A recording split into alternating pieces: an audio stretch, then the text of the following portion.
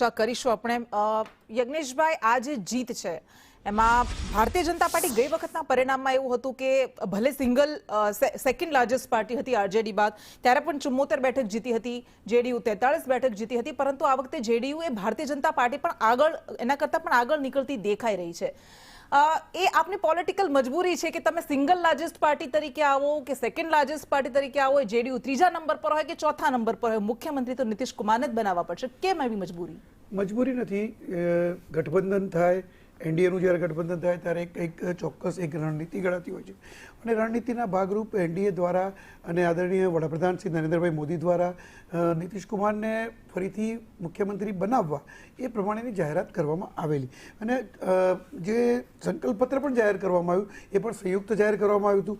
એની અંદર પણ નીતિશ કુમારના વડપણ હેઠળ જ બિહારની સરકાર બનશે અને નીતિશ કુમાર સતત 10મી વાર એક વિક્રમ ભારતની અંદર સર્જવા જઈ રહ્યા છે કે 10મી વાર બિહારની અંદર મુખ્યમંત્રી બનવા જઈ રહ્યા છે. એટલે આ એક વડાપ્રધાનશ્રીની જે નક્કી કરેલી સ્ટ્રેટેજી હતી અને એ મુજબ એનડીએ જે નક્કી કરેલું અગાઉથી જ કે એમને મુખ્યમંત્રી બનાવવા, એટલે એ પ્રમાણે તેઓ મુખ્યમંત્રી પદના ઉમેદવાર હતા. ભાજપનો ડ્રોબેક છે કે એક મોટો ચહેરો હજુ સુધી એ બિહારમાં નથી સ્થાપિત કરી શક્યો, પોતાનો ચહેરો. ભારતીય જનતા પાર્ટીના પોતાના ચહેરા છે ઘણા પણ, પરંતુ જ્યારે ભારતીય જનતા પાર્ટી કોઈ પક્ષ સાથે સમાધાન કરતી હોય અને કોઈ પક્ષની સાથે ભારતીય જનતા પાર્ટી ચૂંટણી લડતી હોય તો એમાં એક સંયુક્ત એક કોમન મિનિમમ પ્રોગ્રામ નક્કી થતો હોય છે અને એ કોમન મિનિમમ પ્રોગ્રામ હેઠળ કોને મુખ્યમંત્રી બનાવવા, કયા પક્ષના નેતાને બનાવવા એની અંદર નક્કી થતું હોય. પણ જ્યારે કોઈ વ્યક્તિને નક્કી કરવામાં આવે કે આ મુખ્યમંત્રી બનશે તો એ એનડીએનો ઉમેદવાર થઈ જાય છે, એ કોઈ પક્ષનો ઉમેદવાર નથી થતો. એમાં ભારતીય જનતા પાર્ટીના કાર્યકરો પણ એટલી જ મહેનત કરતા હોય છે અને જેડીયુના કાર્યકરો પણ એટલી જ મહેનત કરતા હોય, એલજેપીના કાર્યકરો પણ એટલી જ મહેનત કરતા હોય છે. ઠીક છે, સમાધાન તમે જે કહ્યું, કારણ કે આ બહુ ઇન્ટરેસ્ટિંગ શબ્દ છે સમાધાન. કેન્દ્રમાં પણ સમાધાન કરવું પડે એમ છે, એટલા માટે. બાકી ભારતીય જનતા પાર્ટી સૌથી મહત્વાકાંક્ષી પાર્ટી તરીકે ઓળખાય છે. ફરી પાછા આપણે જઈએ ચિમનભાઈ આપની પાસે. કોંગ્રેસ ગઈ વખતે આપણે જોયું હતું, આ વખતે આપણે જોયું, અલગ અલગ રાજ્યોમાં આપણે જોયું, લોકસભાની ચૂંટણીમાં જે બુસ્ટ મળ્યું હતું એ પછીના પરિણામોમાં એ ઝારખંડ એકમાત્ર એવું રાજ્ય છે કે જ્યાં વિપક્ષને ઇન્ડિયા ગઠબંધનની જીત મળી. બાકીના બધા જ રાજ્યોમાં જ્યાં આશા હતી, જ્યાં નહોતી, બધી જ જગ્યાએ કોંગ્રેસના પરિણામો એકંદરે સરખા જ રહ્યા. અને એવું નહીં કે ક્યાંય લડતમાં પણ હોય, એવું કે જાણે કે પિક્ચરમાં નથી એવું. તો કેમ આવું થઈ રહ્યું છે? ઘણા બધા મુદ્દા તમે ઉઠાવ્યા, ઘણા બધા મુદ્દા તમે સપાટી પર મૂક્યા, પરંતુ એ શું એવું થાય છે કે એ જનતા સુધી પહોંચી જ નથી શકતા? એક વાત નોંધવા જેવી એ છે કે 20 વર્ષના શાસન પછી પણ જ્યારે ગઈ વખતે નીતિન ગડકરીજીએ જે 2020માં કહ્યું હતું કે ભાઈ હું અમેરિકા જેવા રોડ બનાવીશ, એ જ 2025માં કહ્યું. મોદી સાહેબે કહ્યું હતું કે નંબર 1 ઉપર લાવીશ, એ જ અત્યારે કીધું. કહેવાનો મારો મતલબ છે કે જો તમે વિકાસ કર્યો જ નથી, વિકાસની ખાલી વાતો કરી છે, તોય તમને લોકો મત આપે. જનરલી એવું બને કે જે પાર્ટી સત્તામાં હોય એણે જે કામો કર્યા હોય એની એન્ટી ઇન્કમ્બન્સી કામ લાગે અને લોકો એનાથી દૂર જાય. તો તમે એવું તો કયું જાદુ કરી દીધું છે? એવું કયું તમે બિહારમાં રોજગારી ઊભી કરી દીધી છે કે જેના લીધે હું એ જ કહું છું કે તમને લોકો મત આપી દે? તમે બિહારના લોકો જે પલાયન થતા હતા એને ક્યારે અટકાવ્યું કે અટકાવી શક્યા છો? તો જો તમને મત આપે, એનો મતલબ એ છે કે ક્યાંક ને ક્યાંક અમે જે કહી રહ્યા છીએ વોટ ચોરીવાળો મુદ્દો અમારો ખોટો નથી. અમે જે પ્રજાની સામે મૂક્યો છે કે ભાઈ વોટ ચોરી થાય છે ને એના લીધે જ અત્યારે જે તમે સ્ટેટમેન્ટ જો કે ભાઈ એ જ વાત છે. દરેક રાજ્યમાં પરિણામ બાદ આ જ મુદ્દો નહીં આવે. સાહેબ, તમે જ્યાં જ્યાં જુઓ, તમે બિહારની વાત કરીએ તો પહેલા ફેઝમાં એક વ્યક્તિ એમ કહે છે કે ભાઈ મારો મત અપાઈ ગયો છે અને હું આ બહાર ઊભો છું અને મને એવું કહેવામાં આવ્યું છે કે ભાઈ હું અંદર જાઉં એટલે બીજાના કોકના નામે ફરીથી તમને મત અપાવી દઉં. તો આ શું છે ભાઈ? આ વોટ ચોરી નથી તો શું છે? તમે ક્યાંક એવો જોલ નથી કરતા તો શું છે? અગાઉ મેં ઇલેક્શન કમિશનને પણ કહ્યું છે, ઇલેક્શન કમિશનને જવાબ નથી આપે, એની જગ્યાએ ભારતીય જનતા પાર્ટીના પ્રવક્તાઓ જવાબ આપતા હોય છે.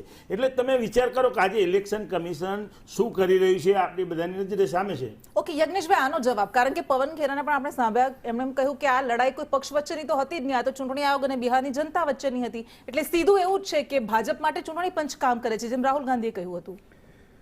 કોઈના માટે ચૂંટણી પંચ કામ ન કરતું હોય. ચૂંટણી પંચ એ સ્વાયત્ત છે. બીજું કે ચૂંટણી પંચની જો વાત ને ચૂંટણી પંચના મુદ્દાને જો આપણે આગળ વધારીએ તો ચૂંટણી પંચે રાહુલ ગાંધીને જે તે વખતે સ્પષ્ટ કહ્યું હતું કે તમને કોઈ એવા મુદ્દા હોય અને તમને એવું લાગતું હોય કે કોઈ જગ્યાએ ખોટું થયું છે તો તમે એની એફિડેવિટ કરીને રજૂ કરો. રાહુલ ગાંધી આજ દિન સુધી કોઈ એફિડેવિટ રજૂ કરી શક્યા નથી. બીજી વસ્તુ એ છે કે મુદ્દા કોંગ્રેસ કદાચ એવું કહેતું હોય કે પલાયનવાદનો મુદ્દો કે આ મુદ્દો કે તે મુદ્દો કે અમે સમજાવી શક્યા નથી, એટલે એનો મતલબ એ છે કે તમે એવું માનો છો કે બિહારની જનતા એ મૂર્ખ છે કે તમે મુદ્દા સમજાય? બિહારની જનતા એ હોશિયાર છે. બિહારની જનતા હોશિયાર છે એટલા જ માટે બિહારની જનતા એમને જ્યાં યોગ્ય લાગે ત્યાં જ મત આપે છે. બિહારની જનતા જો તમારા મુદ્દા સાચા હોત તો બિહારની જનતા સમજી હોત. એ 193 અને આટલો મોટો જે ડિફરન્સ છે 190નો એવડો મોટો ડિફરન્સ ના આવ્યો હોત. હા, કટોકટની પરિસ્થિતિ હોત કે ભાઈ બિહારની જનતા સમજી છે કે નથી સમજી, પણ આટલો મોટો ડિફરન્સ આવે જ્યારે તમે સિંગલ ડિજિટમાં સમેટાઈ ગયા છો. છતાં પણ આજે જૂનો મુદ્દો એક હતો એમનો ઈવીએમનો, પછી નવો મુદ્દો એમને ઊભો કર્યો કે વોટ ચોરીનો. મને ખબર છે કે જ્યારે ગુજરાત પ્રદેશ કોંગ્રેસના પ્રમુખ અમિત ચાવડાજીએ પ્રેસ કોન્ફરન્સ કરી અને એવી જાહેરાત કરી કે CR પાટીલ સાહેબના વિસ્તારની અંદર અમે 35,000 જેટલા ડુપ્લિકેટ મત શોધી કાઢ્યા છે. હવે મારે એક સીધું ગણિત છે કે CR પાટીલ સાહેબ એ 8.5 લાખના મતથી લીડથી જીત્યા છે. તમે 35,000ની વાત કરો છો કે 35,000 તમે શોધી કાઢ્યા છે, તો 8.5 લાખની લીડ અને 35,000 બંને વચ્ચે ડિફરન્સ તો જુઓ. કોઈ એવું નહીં, કોઈ એવું ફેક્ટર હોય કે એ ફેક્ટરના કારણે તમે ગુજરાતની અંદર મોટા ભાગની સીટો જે ખરી એ 1,00,000-2 લાખના લીડથી જીતેલી છે. કર્ણાટક અને હરિયાણાના જે મુખ્ય એક મિનિટ કર્ણાટક હરિયાણાના જે મુખ્ય કર્ણાટકની ખાસ કરીને જ્યારે આપણે બેઠકની વાત કરી હતી ત્યારે એક એવું હતું કે એ જે બેઠકની વાત મૂકી એના કારણે એ આખી લોકસભા બેઠકના પરિણામો બદલાઈ ગયા હતા. એમણે કેટલાક પુરાવા પણ મળ્યા અને જ્યારે મીડિયાએ એ જગ્યાએ જઈને જોયું ત્યારે ખબર પડી પણ ખરી કે એ વ્યક્તિનો ફોટો એના પર નહોતો. તો તમને નથી લાગતું, કારણ કે લોકશાહી, સ્વસ્થ લોકશાહી, સૌથી મોટી લોકશાહી આપણા દેશમાં છે, બરાબર? અને એવું કહેવાય કે અહીંયા એક ગરીબ અમીર બધાને એક સરખો હક માત્ર મતમાં મળે છે. એ મુકેશ અંબાણી હોય કે પછી એક બિહારનો કોઈ નાનકડો ગરીબી વ્યક્તિ હોય, બધાને એક સરખો વોટ મળે છે. જ્યારે એમાં જ સવાલો ઉઠે કે આવું થઈ રહ્યું છે તો પછી એ લોકશાહીની જે મૂળ ભાવના છે એની આત્મા પર જ સવાલ થઈ રહ્યા છે. લાઈનમાં જવાબ આપી દઉં કે કર્ણાટકની અંદર એમણે જે મુદ્દો ઉઠાવ્યો કે લોકસભાની એક બેઠક પર પરિણામો બદલાઈ ગયા હોય. લોકસભાની ચૂંટણી જ્યારે કર્ણાટકમાં 2024માં થઈ ત્યારે કર્ણાટકમાં સરકાર કોની હતી? તો તમે તમારા જ કારણે તમે જ મુદ્દો ઊભો કરો છો.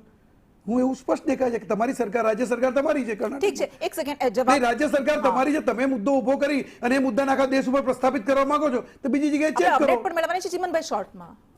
હું આ ગાંધીનગરની વાત કરું. અત્યારે જે ચાલી રહ્યું છે બરાબર ફોર્મ વિતરણનું, ગાંધીનગરમાં મારો જે વિસ્તાર છે ઇન્દિરાનગર, તેમાં ફોર્મ વિતરણ કરવામાં આવ્યા છે. ફોર્મ જમા કોને કરાવવાના છે? એક મિનિટ. અમારા લોકલ કોર્પોરેટરને. કોને? લોકલ કોર્પોરેટરને. આની અમે ફરિયાદ પણ કરી છે કે ભાઈ અમારી પાસે પૂરતો સ્ટાફ નથી એટલે તમારે લોકલ કોર્પોરેટરને. હવે હું કોંગ્રેસમાંથી છું, ભાજપનો કોર્પોરેટર છે, તો મારું ફોર્મ એ રાખશે કે શું કરશે તમે આજના દિવસનું? અને આ હું ઓન ધ રેકોર્ડ કહું છું, મીડિયાની સામે રેકોર્ડ ઉપર કહું છું. હા, આવી આ મુદ્દા પર અપડેટ શું મળી રહ્યા છે? અત્યારે અપડેટ મળી રહ્યા છે વોટ શેર માટે. જે આંકડો આપણને દેખાઈ રહ્યો છે કૃષ્ણા, 190 એનડીએ અને મહાગઠબંધન 50 દેખાઈ રહ્યું છે.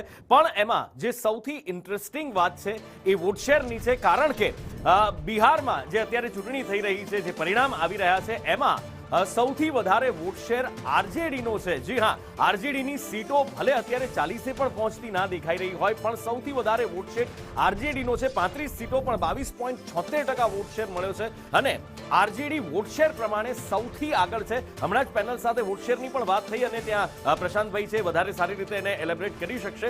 ભાજપને 22.60% વોટ મળ્યા છે, જ્યારે કે ભારતીય જનતા પાર્ટી 79 બેઠક પર આગળ ચાલી રહી છે. જેડીયુને 18.40% વોટ મળ્યા છે અને જેડીયુ 80નો આંકડો ક્રોસ કરી ચૂકી છે. પણ વોટ શેર પ્રમાણે જો જોવા જાવ તો સૌથી વધારે આરજેડીને વોટ શેર મળ્યો છે. એટલે સ્વાભાવિક રીતે અન્ય પક્ષોને 12.95%. એટલે સ્વાભાવિક રીતે એ પ્રશ્ન થાય કે આવું કેવી રીતે જો વોટ શેર વધારે મળે એક સામાન્ય જનતાના મનમાં, તો કદાચ એ આપણી જે પેનલ છે એલેબરેટ કરી શકશે. કૃષ્ણા, કારણ એવું છે કે આરજેડી 143 સીટ પર